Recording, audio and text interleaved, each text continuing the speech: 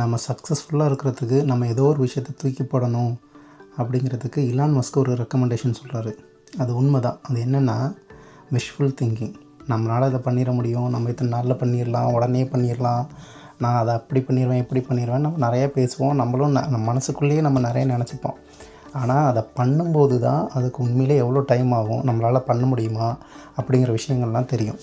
நிறையா சக்ஸஸ்ஃபுல்லாக இருக்க பர்சனாலிட்டிஸ் மேடையில் பேசும்போது சொல்லுவாங்க, என்னை விட திறமைசாலிகள் நிறைய பேர் இருக்காங்க அப்படிங்கிறது. அது ஒரு வகையில் தன்னடக்கம் தான். ஆனால் அதில் ஒரு உண்மையும் இருக்குது.